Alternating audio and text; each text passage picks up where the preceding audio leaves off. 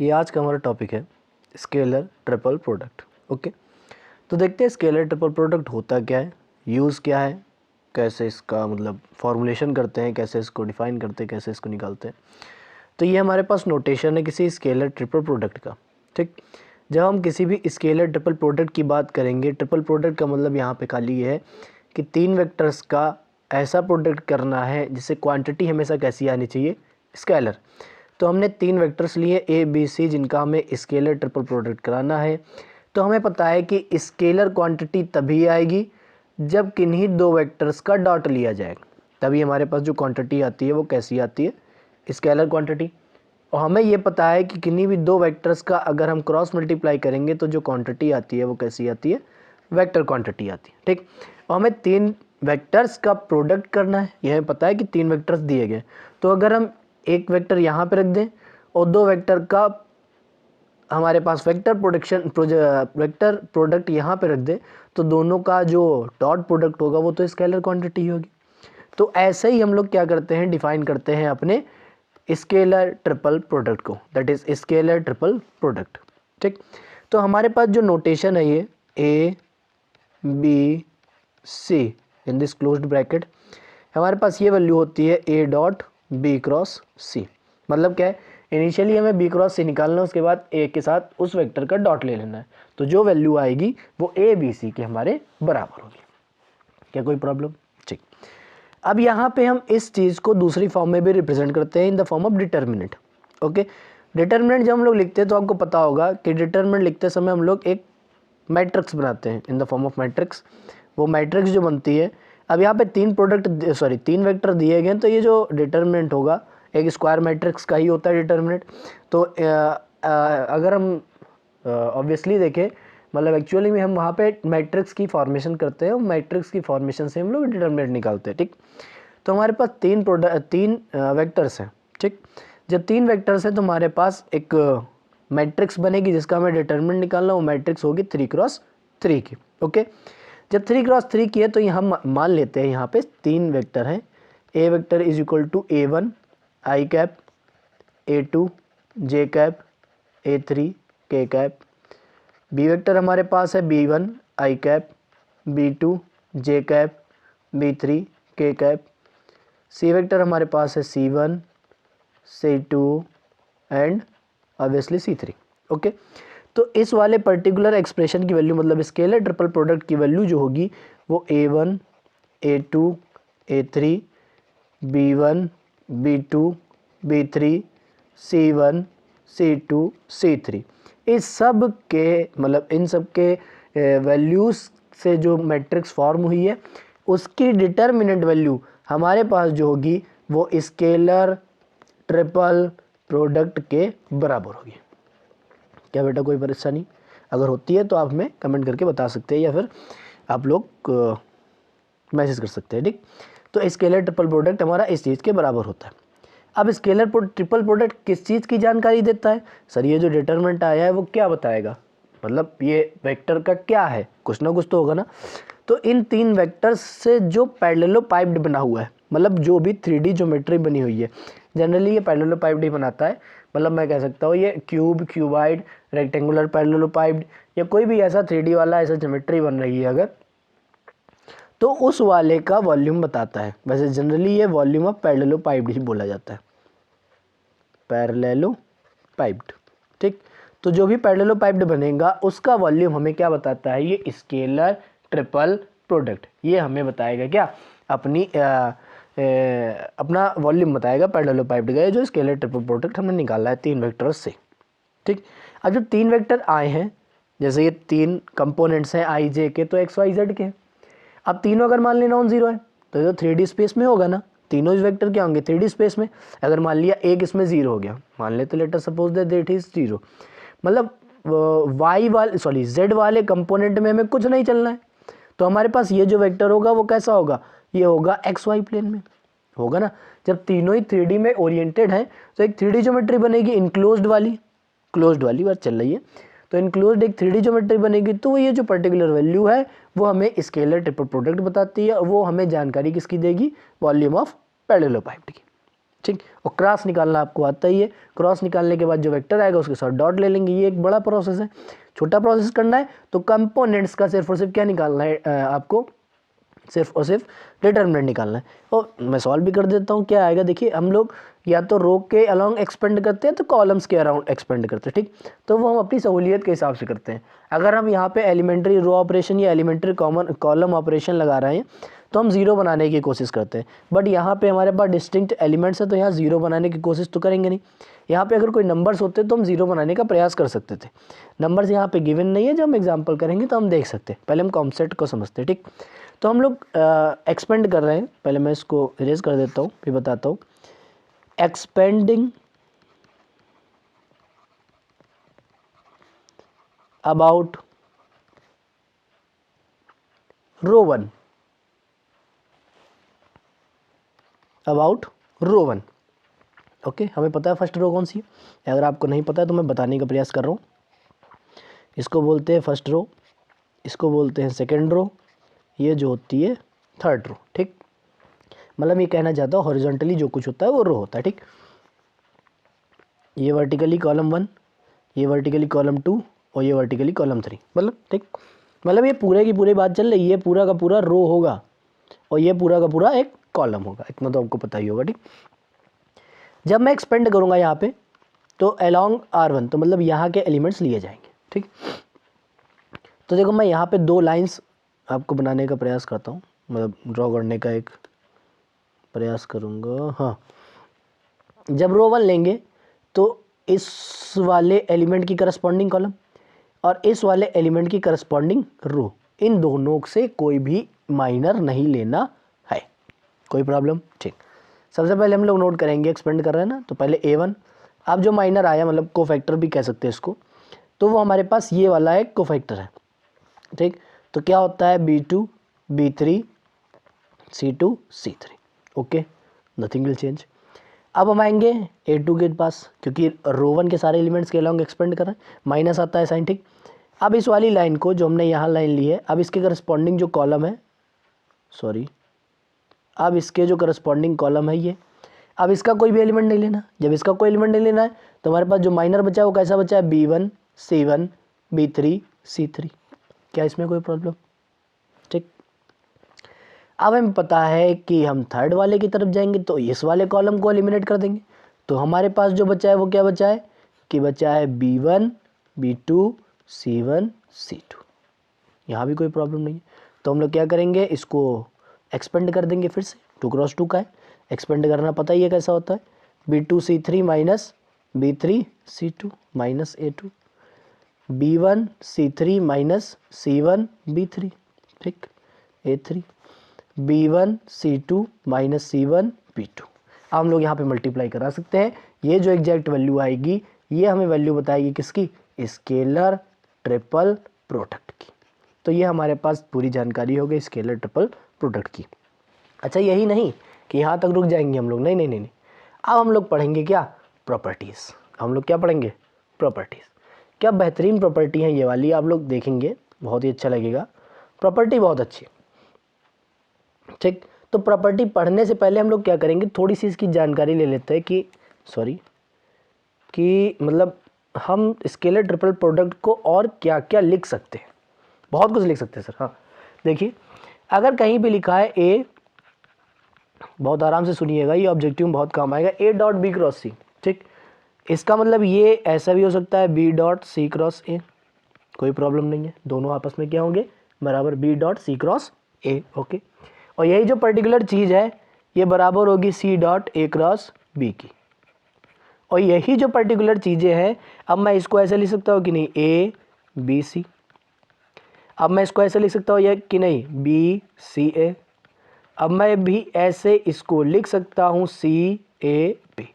तो ये कितनी बेहतरीन जानकारी है जो आपको, मतलब इतनी इम्पॉर्टेंट जानकारी है जो आपको ऑब्जेक्टिव पेपर के लिए बहुत इंपॉर्टेंट है, मतलब ये आपको याद ही होनी चाहिए। क्योंकि हमारे पास जो ट्रिपल प्रोडक्ट होता है वो तो आपने देख लिया कि पहले वाले का वेक्टर लिखना है, फिर डॉट लगाना है, इन दोनों के क्रॉस से जो कुछ आएगा उसके साथ इससे डॉट लेना है, बस उसी जानकारी के हिसाब से हम लोगों ने इसमें चेंजेस कर दिए। कोई प्रॉब्लम यहाँ पे, ये बहुत इंपॉर्टेंट। तो यही प्रॉपर्टी यहाँ पे पॉइंट नंबर 1 पे लिखी हुई है, ये आपको याद रखनी पड़ेगी। ठीक, तो यहाँ पे देख लो लिखा है cyclic order, there will be cyclic method.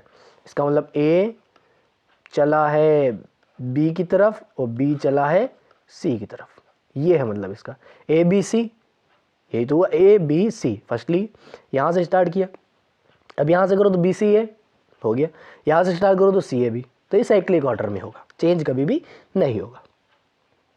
ठीक, अब दूसरी बात आती है, दूसरी बात ये कि dot and cross product can be interchange in cyclic order. ये इंपॉर्टेंट बात तो नहीं है, लेकिन आपकी अंडरस्टैंडिंग के लिए ये इंपॉर्टेंट है। कैसे, हमें पता है, मैं साइक्लिक ऑर्डर को बिगाड़ देता हूँ, आपको पता होगा कैसे लिखा जा सकता है साइक्लिक ऑर्डर में। हमें पता है कि किन्हीं भी दो वेक्टर्स का डॉट एक कम्यूटेटिव लॉ फॉलो करता है, इसमें तो कोई परेशानी नहीं सर कि ए डॉट भी बराबर होता है बी डॉट ए के। तो हम अल्टीमेटली अगर हम देखें यहाँ पे कि ए डॉट बी क्रॉस सी लिखा है, तो हम इसको अगर एक वेक्टर मान लें तो इस वेक्टर और इस वेक्टर का डॉट लिया जा रहा है, तो डॉट तो कम्यूटेटिव है। हम चाहे पहले वाले का बाद से मतलब ऑर्डर तो हम बदल सकते हैं ना, तो वही बात तो यहाँ पे लिखी गई है ना, क्रॉस में ऑर्डर नहीं बदल सकते बट डॉट में ऑर्डर बदल सकते हैं। क्या किसी को कोई परेशानी, क्या किसी को कोई परेशानी नहीं सर, बहुत इंपॉर्टेंट बात। अगली बात आती है, अगर हम वेक्टर्स प्रोडक्ट में, आराम सुनिएगा, अगर वेक्टर प्रोडक्ट में वेक्टर्स की पोजीशन चेंज कर देंगे तो साइन हमेशा अपोजिट हो जाएगा, साइन हमेशा अपोजिट हो जाएगा।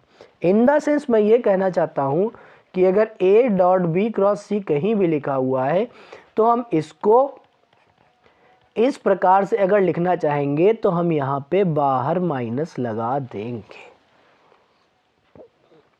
मतलब अगर कहीं भी स्केलर प्रोडक्ट है तो वहाँ पे कम्यूटेटिविटी हमेशा सेटिस्फाई करेगी, लेकिन अगर हम वेक्टर प्रोडक्ट में कभी भी वेक्टर्स की पोजीशन को इंटरचेंज करेंगे तो जो रिजल्टेंट होगा वो पहले वाले का अपोजिट वाला साइन होगा। वो चाहे ये वाला प्लस हो तो वो माइनस हो जाएगा, ये वाला माइनस होगा तो वो प्लस हो जाएगा। ये भी प्रॉपर्टी आपको याद रखनी पड़ेगी, बहुत इंपॉर्टेंट है। अगली बात आती है, अगर कोई भी दो वेक्टर हमने सेम ले लिए हैं, बहुत इंपॉर्टेंट बात रखना, याद रखना, यहाँ पे बहुत इंपॉर्टेंट बात है कि अगर हमने कोई भी दो वेक्टर सेम ले लिए हैं, अगर हमने कोई भी दो वेक्टर सेम ले लिए हैं तो पैरेललोपाइप्ड का जो वॉल्यूम होगा वो हो जाएगा 0। मतलब हमारे पास जो ट्रिपल प्रोडक्ट होगा वो क्या हो जाएगा, 0। आप इसे प्रूफ करके दे सकते हैं, कोई प्रॉब्लम नहीं है। ठीक, अब आई देखो ये बात नहीं आई वॉल्यूम ऑफ पैरेललोपाइप्ड। अच्छा, 0 की बात नहीं चल रही यहाँ पे मैं पैरेललोपाइप्ड की बात बता रहा हूँ कि 3D ज्योमेट्री में जो पैरेललोपाइप्ड बनता है। ठीक, अब यहाँ पे कहा गया अगर ABC इज इक्वल टू 0 है, अगर ABC इज इक्वल टू 0 है तो हम ये कहेंगे कि हमारे जो पास जो पैरेललोपाइप्ड है उसका वॉल्यूम कैसा होगा, 0 होगा। बस छोटी सी बात है कि उसका वॉल्यूम कैसा होगा, 0। ऑब्जेक्टिव में ये बात बहुत बहुत इंपॉर्टेंट हो जाती है, कभी कभी बहुत ज़्यादा इंपॉर्टेंट हो जाती है कभी कभी। ठीक, अगर मान लीजिए हमने साइक्लिक ऑर्डर में नहीं लिखा, जैसे हम ट्रिपल प्रोडक्ट की बात कर रहे हैं, जैसे मान लीजिए हमने इसको साइक्लिक ऑर्डर में नहीं लिखा, अगर आप लोग अब नहीं लिख पाए तो उसे आप रिवाइंड करके देख सकते हैं दोबारा। जैसे हमने भी बताया साइक्लिक ऑर्डर में लिखे जा सकते हैं, तो ABC ये लिखा, फिर बराबर कर दिया था किसके, BC A के, बराबर किया था ना, कोई तो प्रॉब्लम नहीं आई थी ना उसमें, बस उसको बराबर कर दिया था BC A के, फिर हमने बराबर कर दिया था उसको CAB के, इसमें तो कोई प्रॉब्लम नहीं सही हुई, मतलब उसमें कोई प्रॉब्लम नहीं हुई। ठीक, लेकिन अगर हम दो वेक्टर्स की पोजीशन को इंटरचेंज करें, मेरी बात सुनिएगा आराम से, मैं कह रहा हूं अगर मैं दो वेक्टर्स की पोजीशन को इंटरचेंज कर रहा हूं, साइक्लिक ऑर्डर नहीं मैटर करता यहाँ पे, मैं कह रहा हूं दो वेक्टर्स का पोजीशन मैं इंटरचेंज कर दूं। इंटरचेंज मतलब अगर मैं A की जगह C रखूं, C की जगह A रखूं, तो वेक्टर कुछ ऐसा दिखेगा ना भाई, दिखेगा ना। जब ये दिख गया तो साइन हमेशा अपोजिट हो जाएगा, उसमें कोई भी शक नहीं करना है आपको, साइन हमेशा अपोजिट हो जाएगा। अब मैं कह दूं छोटा सा काम एक और कह दूं सर आपको। ठीक, छोटा सा काम मैं यहां से कहता हूं, कह सकता हूं या नहीं। हमने फिर से A और C को चेंज कर दिया, तो फिर से हमारे पास क्या आएगा, BAC, फिर से क्या आ जाएगा, निगेटिव आ जाएगा। अब मैं क्या करूं, छोटा सा काम एक और कह रहा हूं, अब मैं यहाँ पे फिर से A और C को चेंज कर दे रहा हूँ। मतलब पोजीशन चेंज करने से हमको मतलब है कंपलसरी नहीं कि A ही और C चेंज करें, समझे, तब भी यहाँ पे कैसा साइन आ जाएगा, माइनस का। तो ये हमारे पास जो प्रॉपर्टीज़ है वो आपको याद रखनी पड़ेगी।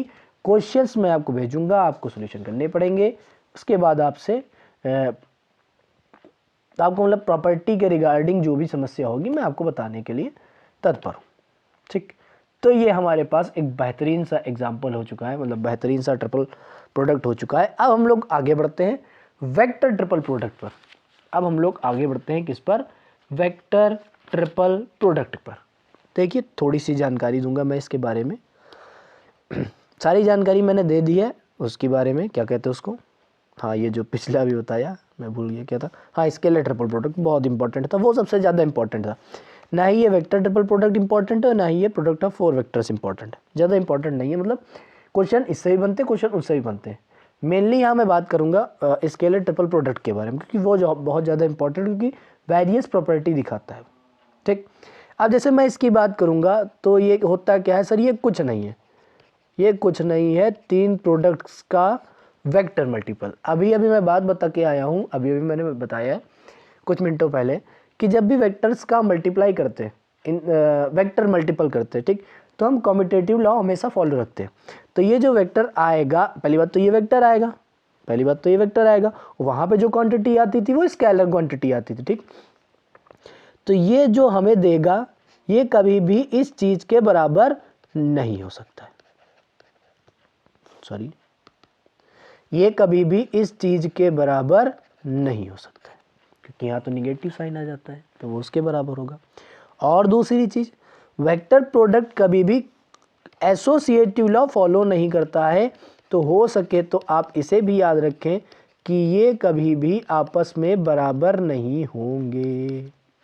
ये बात आपको याद रखनी है कि इन 3 वेक्टर्स का ऐसा प्रोडक्ट भी हमेशा बराबर तो हो ही नहीं सकता है। मतलब ना ही ये कम्यूटेटिव लॉ फॉलो करेंगे, मतलब अगर यहाँ पे चेंज करो तो ये जो पर्टिकुलर वैल्यू है ये ऐसे बराबर होगी minus of A cross B C cross B, but ऐसे कभी बराबर नहीं हो सकती, दैट इज नॉट पॉसिबल, क्योंकि vector product commutative law follow नहीं करता है।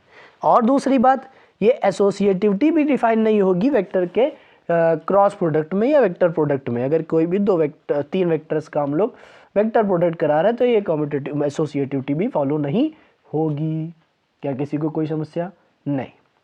अब बहुत प्यारी बहुत सुंदर वाली एक आपको पॉइंट याद रखनी है, समझिएगा।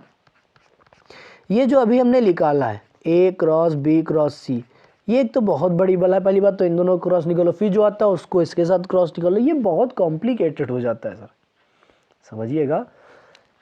सॉरी, समझिएगा, ये बहुत कॉम्प्लिकेटेड हो जाए। तो इसको सिंप्लीफाई करने के लिए एक फॉर्मूला निकाला गया है जिसको बोलते हैं A dot C of B. अब कह दे, बहुत लोग कह सकते हैं, अभी मैं समझाता हूँ क्या कहेंगे। कॉमनली मेड एरर क्या होती है, ए डॉट सी एक कैसी क्वांटिटी है, मैं अब लिख देता हूँ, अब आप लोग लिख सकते हैं, ये प्रॉपर्टी बहुत इंपॉर्टेंट है। ये क्वांटिटी है जो स्केलर है। स्केलर का मतलब सीधा मैं कहूँगा कोई ना कोई नंबर यहाँ पे आएगा। अब किसी नंबर का किसी वेक्टर से जब मल्टीप्लाई होगा तो ये स्केलर होगा कि वेक्टर होगा? यार कुछ नहीं होगा, वेक्टर का वेक्टर के साथ स्केलर होता है या वेक्टर के वेक्टर के साथ क्रॉस प्रोडक्ट होता है। नंबर का किसी वेक्टर के साथ तो ऑर्डिनरी मल्टीप्लिकेशन होता है, जैसे कि 2 का 2 के साथ, जैसे कि 3 का 4 के साथ, जैसे -4 का पाई के साथ, ऐसा ही तो होता है। तो ऐसे ही वेक्टर के साथ भी होगा, जब कोई नंबर आएगा तो उसका वेक्टर के साथ प्रोडक्ट ऐसा ही होगा जो ऑर्डिनरी प्रोडक्ट होता रहता है, ठीक। तो यहाँ पे आप ये मत सोचिए कि यहाँ पे हमने ये नहीं बताया कि कौन सा प्रोडक्ट लिया जाएगा, प्रोडक्ट बेटा वही लिया जाएगा जो हम लोग बचपन से पढ़ के आ रहे हैं। जो टेबल वाला प्रोडक्ट है वही टेबल वाला प्रोडक्ट हम लोग यहाँ पे यूज़ करेंगे, कोई नया मेथड यहाँ पे यूज़ नहीं करना, ठीक। तो ये हमारे पास एक बहुत ही इंपॉर्टेंट फॉर्मूला था, और मेरा मानना ये है कि इसके अलावा आपको कोई फॉर्मूला याद करने की ज़रूरत नहीं, लेकिन एक और याद कर लेंगे तो भी कोई परेशानी नहीं है कि ये जो पर्टिकुलर वैल्यू है ये एक और चीज़ के बराबर होती है जिसको बोलते हैं A dot C of B. Sorry, ये तो मैंने लिख ही दिया है कि A dot C A dot C of B और B dot C of A इस चीज़ के भी बराबर होगा। अब यहाँ पे डॉट लिखा हुआ है, डॉट में हम कम्यूटेटिविटी दिखा सकते हैं, कोई प्रॉब्लम नहीं है यहाँ पे। डॉट में हम लोग कम्यूटेटिविटी दिखा सकते हैं, ऐसी कोई प्रॉब्लम नहीं है। ठीक, तो यहाँ पे ये इंपॉर्टेंट बात है जो आपको याद रखनी पड़ेगी, बहुत बहुत बहुत इंपॉर्टेंट बातें जो आपको याद रखनी ही पड़ेंगी। ठीक, ऐसी कोई परेशानी नहीं है। और डॉट निकालना आपको आता है, क्रॉस निकालना आपको आता है, जिससे आप लोग ये सब आइडेंटिफाई कर सकते हैं। अब आती है अगली बात। अगली बात हमारी ये कहती है कि वेक्टर का 4 वेक्टर्स का प्रोडक्ट, आप थोड़ा आराम से समझते हैं, तो ये क्रॉस वाली में ही हो सकता है, डॉट वाली में नहीं हो सकता। क्योंकि समझिए, अगर मैं 2 वेक्टर्स का डॉट लूँ तो वो पहले ही क्या बन जाएगा, स्केलर। 2 वेक्टर्स का डॉट लूँ वो पहले ही क्या बन जाएगा, स्केलर। अब वो स्केलर जो क्वांटिटी है उसको फिर से अगर 2 वेक्टर से मल्टीप्लाई करूँ तो स्केलर से तो ऐसे ही डायरेक्ट हो जाएगा, तो वो तो ऐसा ही आपको पता है। लेकिन जब हम ऐसे मल्टीप्लाई करेंगे तो हमें कोई अलग मेथड नहीं अपनाना, कोई नया फॉर्मूला नहीं याद करना है, सिर्फ और सिर्फ सबसे पहले क्रॉस निकालो, जो आता है उसके साथ इसका क्रॉस निकालो, बस। और कोई नया मेथड यहाँ पे अप्लाई नहीं करना है, कोई भी नया मेथड एप्लीकेशन पे नहीं लाना है आपको। ठीक, तो ये हमारे लिए आज का एक बहुत बढ़िया सा टॉपिक रहा है। प्रॉपर्टीज़ याद रखनी है। आप कहेंगे रीज़न क्या है, रीज़न है आपके ऑब्जेक्टिव पेपर्स, जो कि ऑब्जेक्टिव पेपर्स में लगातार पूछी जाती हैं, पूछी जानी भी है। ठीक, अगर आपने नोट नहीं किया तो आप प्लीज़ नोट कर सकते हैं, वीडियो को आप लोग मतलब रिवाइंड करके या फॉरवर्ड करके जो भी करना है आप देख सकते हैं, कोई प्रॉब्लम नहीं है। ठीक, तो मिलते हैं अगली क्लास में, तब तक के लिए गुड बाय।